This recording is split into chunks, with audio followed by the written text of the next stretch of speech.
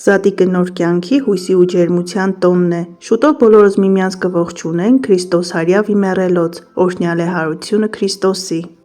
Հատկապես այս օրերին ցանկանում ենք մեր տունը լցնել ոչ միայն գեղեցիկ գույներով, այլև անուշ բույրերով եւ համեղ թխուկներով։ Այսօր առաջարկում եմ միասին պատրաստել շատ համեղ ընտիր խորիզով բուլկիներ, որոնք իրենց փափկությամբ իսկապես հիշեցնում են բամբակ, միայն կառուցվածքին նայեք։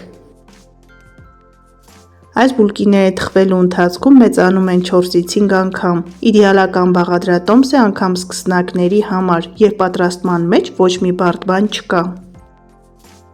Այս բաղադրատոմսով ստացվում է կարմրաթուշ, ախորժելի տեսք ունեցող 12 հատ սրտիկ բուլկիներ։ Կատարյալ բաղադրատոմս, որը մեկ անգամ փորձելուց հետո այլևս ոչ մի տարբերակ չեք փնտրի։ Խմորի համար մեզ անհրաժեշտ է 1 ամբողջական ձու եւ 1 ձվի սպիտակուց, 1 թեյի գդալ վանիլային շաքարավազ, 1 ճաշի գդալ խմորիչ, 70 գրամ կարագ, 80 գրամ շաքարավազ, ալյուր եւ 400 մլ գոլկատ։ Սկզբում ակտիվացնում ենք խմորիչը, 250 մլ գոլկաթի վրա ավելացնում ենք 7 գրամ խմորիչ, 1 ճաշի գդալ շաքարավազ եւ 3 ճաշի գդալ ալյուր։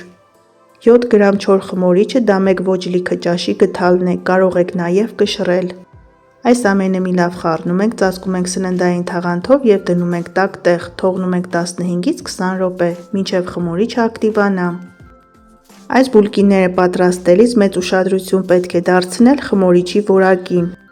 Եթե տուփը բացել եք 1-2 շաբաթ առաջ, ապա նման խմորիչով այս բուլկիները մի պատրաստեք, քանի որ օդի հետ շփվելիս խմորիչը կորցնում է իր ուժը, այն պետք է նաև լինի պիտանելիության ժամկետի մեջ։ 20 րոպե անց խառնած բաղադրիչների վրա այսպես ասած գլխարկ է առաջանում, դա նշանակում է, որ խմորիչը բավականին ակտիվ է։ Ավելացնում ենք 1 պտղուն ծաղ համերը հավասարակշռելու համար, շաքարավազը, հալեցրած կարագը, վանիլային շաքարավազը ձուն եւ եւս 150 մլ գոլկատ։ Մի լավ խառնում ենք, որպեսզի ստանանք միատարր զանգված եւ պարտադիր մաղելով քիչ-քիչ ավելացնում ենք 650-ից 700 գրամ ալյուր։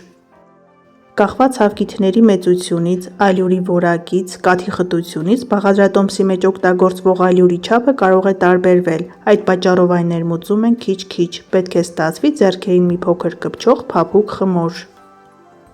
Եթե քաղցրի սիրահար եք, խմորը պատրաստելիս կարող եք շաքարավազը նշված չափաբաժնից մի փոքր ավել վերցնել, այսպես ստացվում է միջին քաղցրություն ունեցող բուլկիներ։ Խորիզը եւ շաքարի փոշին բուլկիներին լրացուցիչ քաղցրություն է հաղորդում, դա նկատի ունեցեք։ Այս բուլկիների միջուկը կարող է լինել ցանկացած, կարող եք պատրաստել ջեմով, եփած խտացրած կաթով, ընդեղենով, ջրերով կամ խորիզով, տարբերակները բազմազան են։ Կարելի է պատրաստել նաև դասական տարբերակով, թրջել չամիչը, алարապատել, ավելացնել խմորի մեջ եւ ձևավորել կլոր բուլկիներ, այդպես էլ հրաշալի է ստացվում։ Հունցում ենք խմորը 2-ից 3 րոպե, վրան մի փոքր բուսայուղ ենք տարածում, ծածկում ենք սննդային թաղանթով եւ դնում ենք տաք տեղ, թողնում ենք մոտ 1 ժամ, որպեսզի հասունանա։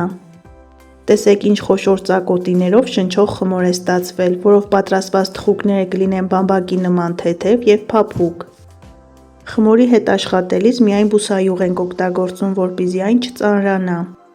Բարեկամներ, եթե նոր եք միացել Հայկական խոհանոց ալիքին, խնդրում եմ բաժանորդագրվեք եւ սեղմեք զանգակ կոճակը։ Հայկական խոհանոց ալիքում կգտնեք շատ համեղ եւ հետաքրքիր բաղադրատոմսեր։ Ստացված խմորը բաժանում ենք 12 հավասար մասի, գնդում ենք եւ թողնում ենք հանգստանա եւս կես ժամ։ Այդ ընթացքում ժամանակ չենք կորցնում եւ պատրաստում ենք խորիզը։ Չեք պատկերացնի, թե որքան հաճելի է աշխատել այս խմորի հետ, շատ փափուկ է եւ ենթարկվող։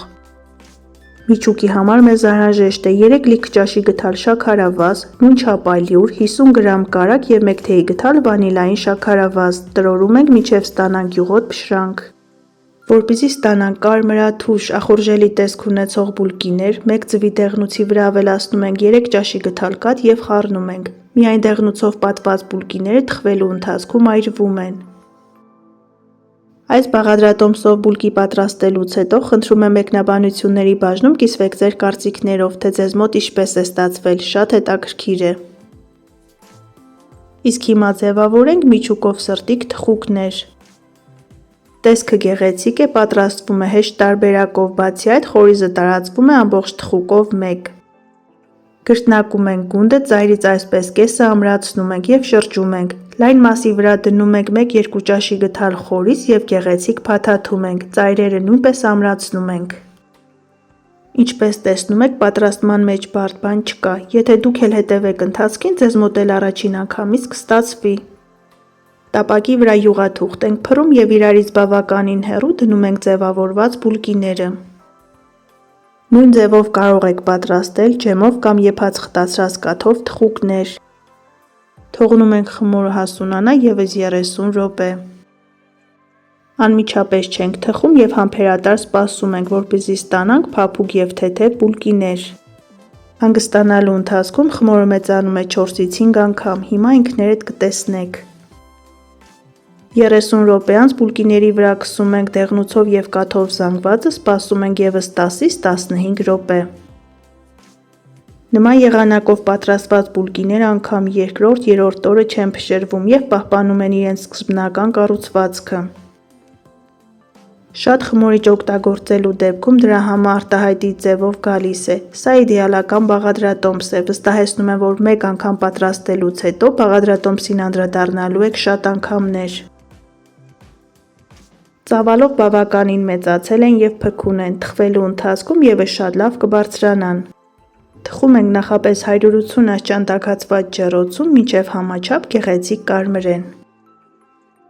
Արդյունքում ստանում ենք ախորժելի տեսք ունեցող բամբակի նման թեթև և փափուկ բուլկիներ։ Վերջումս ցանկության ավելացնում ենք շաքարի փոշի և մատուցում ենք։ Բարի ախորժակ։ Սիրելիներս, խորհուրդ կտամ պատրաստել միանգամից կրկնակի չափաբաժնով, քանի որ այնքան համեղ են ստացվում, որ հաշված ժամերի ընթացքում վերջանում են։ Այսօր էլ Զատիկի տոնական սեղանի համար նախատեսված նման փափուկ և անչափ համեղ բուլկիների բաղադրատոմս։ Դուք էլ փորձեք պատրաստել այս տարբերակով, սնվեք առողջ և եղեք օրհնված։ Ցտեսություն, կհանդիպենք հաջորդ տեսանյութերում։